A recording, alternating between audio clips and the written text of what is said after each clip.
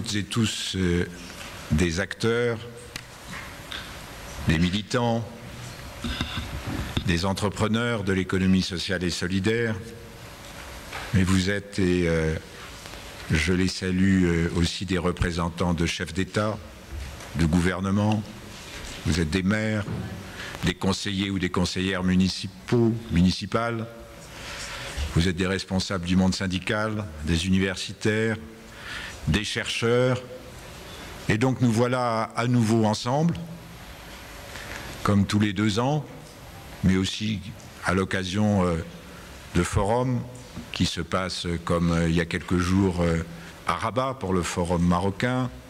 Certains ou certaines se sont retrouvés quelques jours avant au forum de l'économie sociale en Pologne, et ainsi de suite, si j'ose dire. Et donc nous sommes ensemble. Et donc nous renforçons notre chaîne de solidarité. Et le Mont Blanc a bien voulu se revêtir de cette belle neige, de cette blancheur qui indique un peu la teneur de nos débats. J'espère que cette lumière si claire, si lumineuse, éclairera nos débats, nos discussions. Et je trouve cette neige qui vous accueille merveilleuse. Alors nous allons prendre ensemble de la hauteur, même si nous ne sommes pas tout à fait en haut du Mont Blanc, mais nous allons en profiter. Nous allons aussi profiter du fait que certaines et certains d'entre vous venant de très loin, nous savons qu'ils vont nous apporter le souffle de l'Himalaya, du pic de Tenerife, de la cordillère des Andes, et sans oublier l'Olympe, et d'autres chaînes en Chine et ailleurs, qui sont d'ailleurs beaucoup plus élevées que, pour certaines d'entre elles, que le Mont Blanc. Mais avant d'ouvrir ce sommet, je voudrais dire quelques mots en référence à notre époque.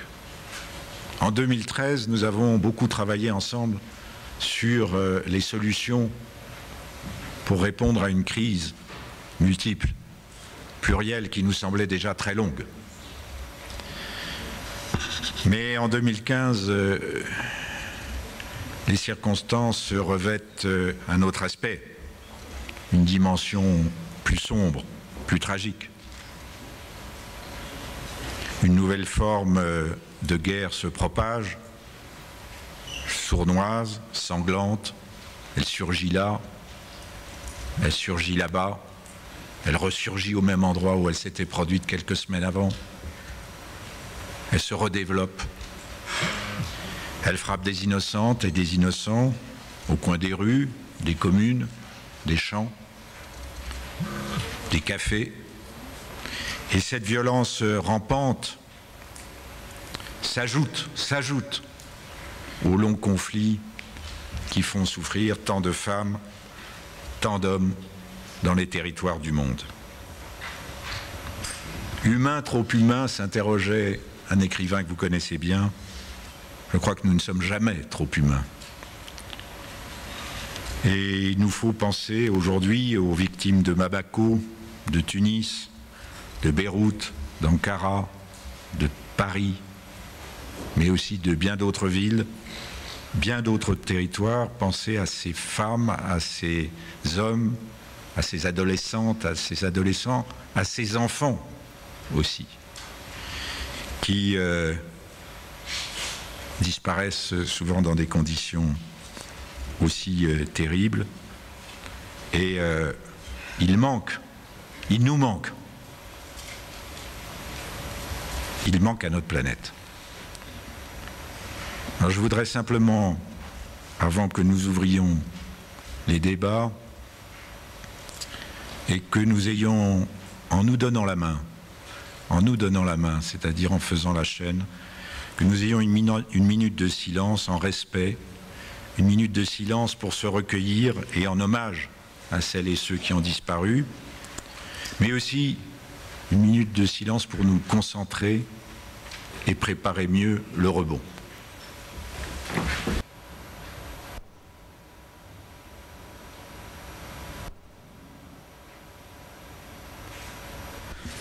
Comme je le disais tout à l'heure, essayons de percevoir le souffle un peu purificateur et dynamisateur des grands sommets, en espérant que le nôtre, certes modeste, mais quand même notre forum, prenne un sens à la lumière des événements plus forts.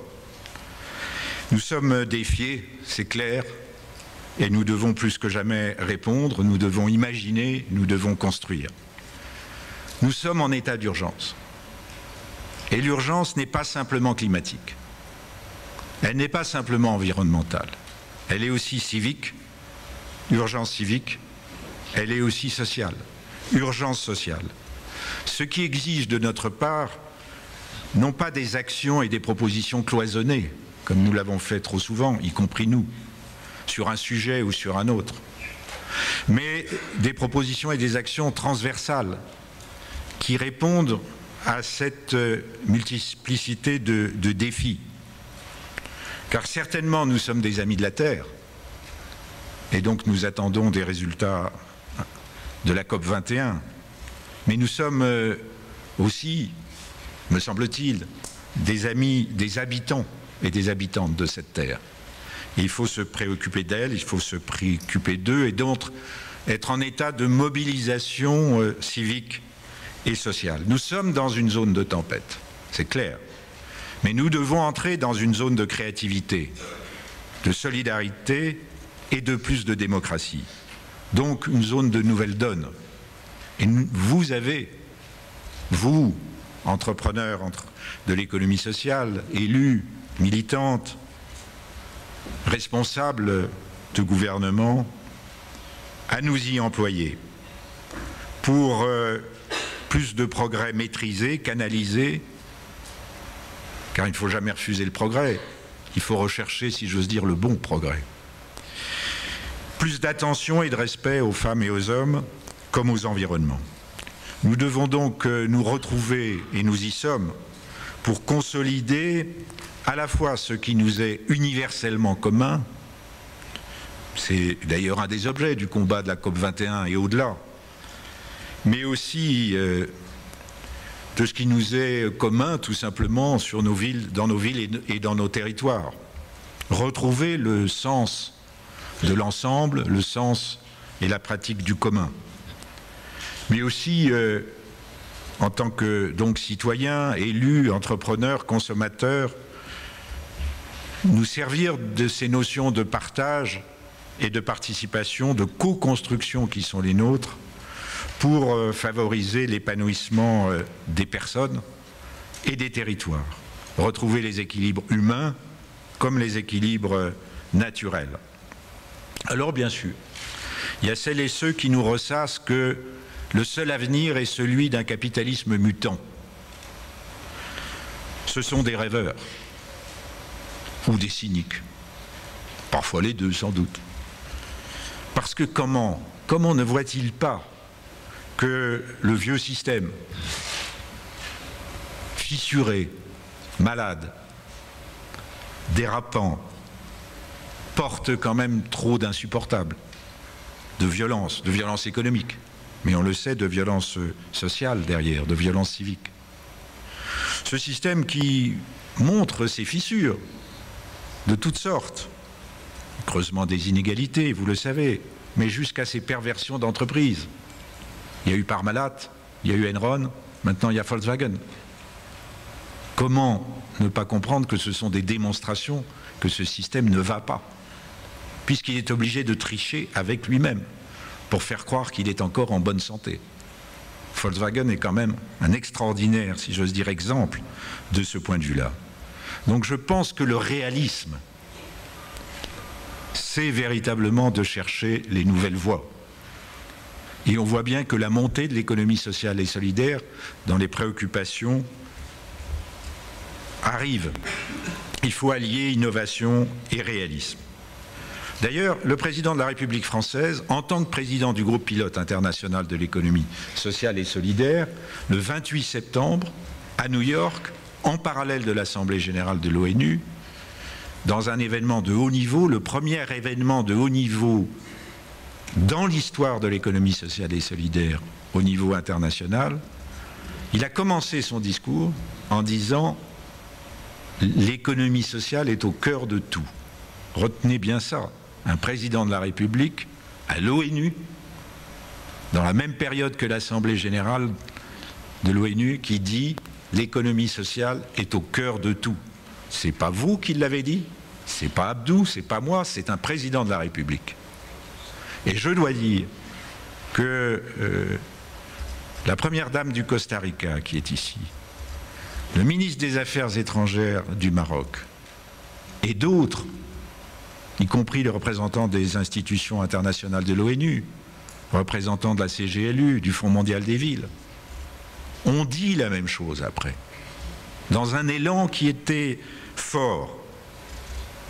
Donc il faut effectivement, d'ailleurs, se servir de cet événement et de la déclaration commune qui a été adoptée, déclaration commune pour la première fois entre des États, des institutions internationales de l'ONU, des organisations internationales représentant les villes et les territoires, des organisations de l'économie sociale et solidaire, la nôtre, vous, mais aussi l'Alliance coopérative internationale, l'Association internationale des mutuelles et de santé, le RIPES, tous ensemble ont signé une déclaration qui va circuler maintenant, on va la faire circuler aussi auprès d'autres États, qui dit clairement qu'il faut de nouvelles politiques publiques, internationales, nationales et locales, en faveur de l'économie sociale.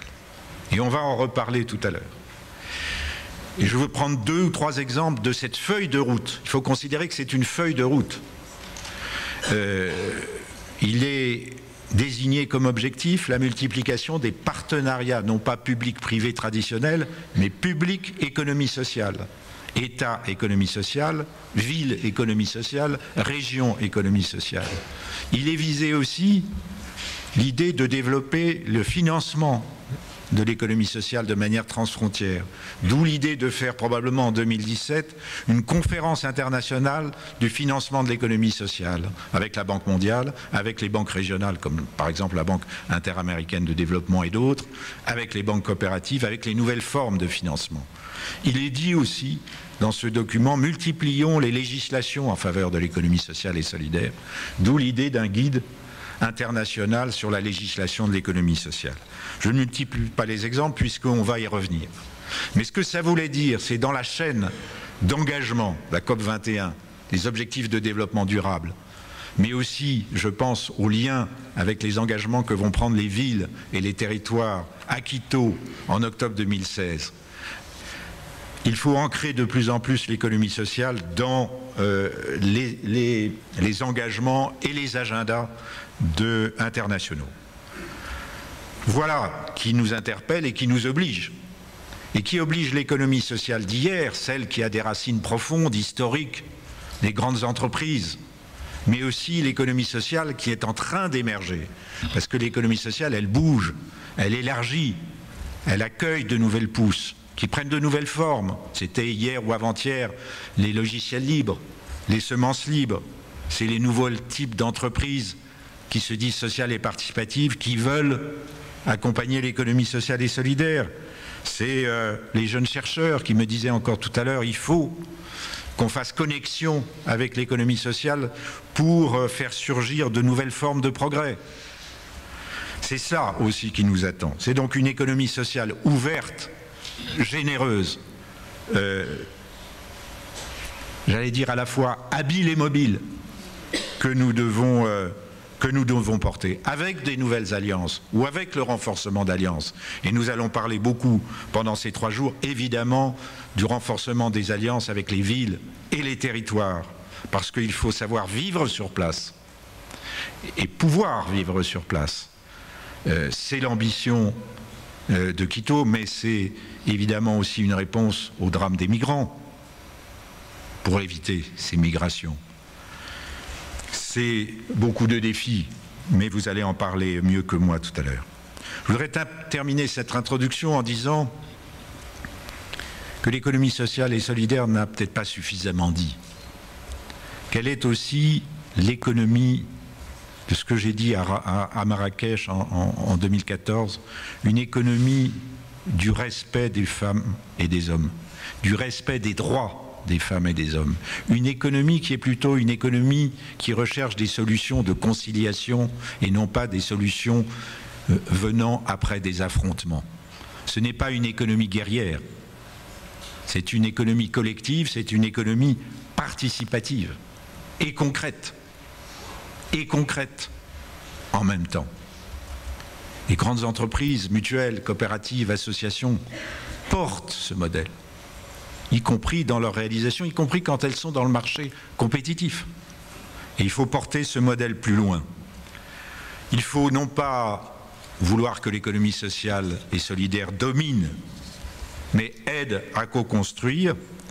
Il faut aussi qu'elle influe, qu'elle pollinise autour d'elle. Voilà, chers amis, ce qu'est l'ESS, l'économie sociale et solidaire, et j'aurais envie presque de lui rajouter un E, avec vous toutes, avec vous tous, celui de l'espoir. Merci.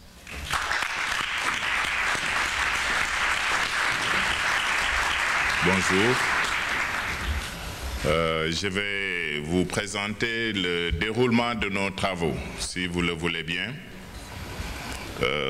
Thierry l'a dit, nos travaux s'inscrivent dans l'optique d'être un cadre d'alliance entre plusieurs acteurs, dont les élus locaux, les maires, les acteurs des territoires et des villes.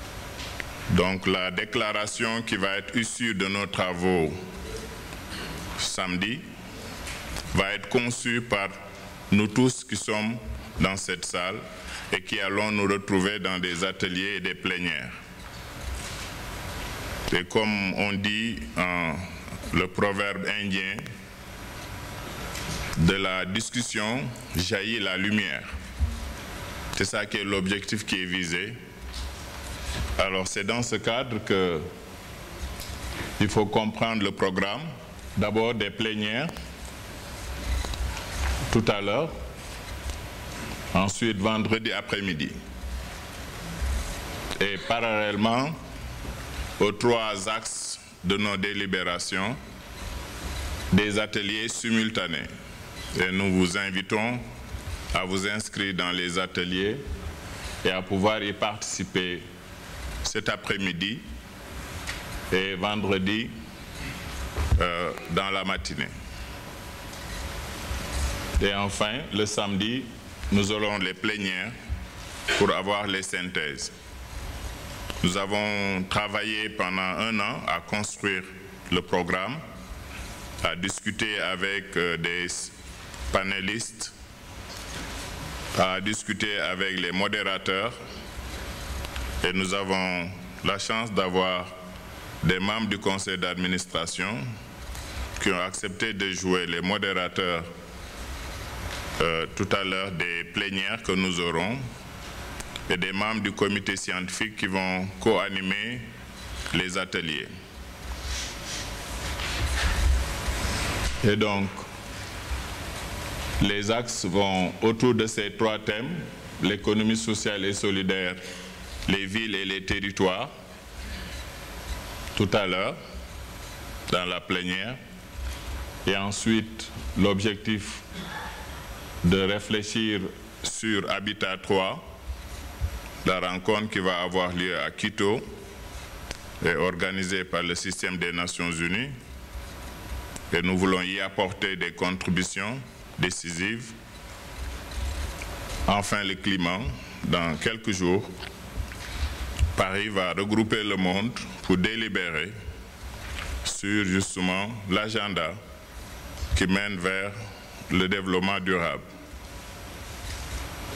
Et donc, vous êtes invités à soulever les questions, à faire des propositions, à traduire votre expérience en économie sociale et solidaire en des actions concrètes, de manière à ce que nous puissions mettre sur la table des séries de propositions qui sont des propositions citoyennes pour influencer l'agenda mondial.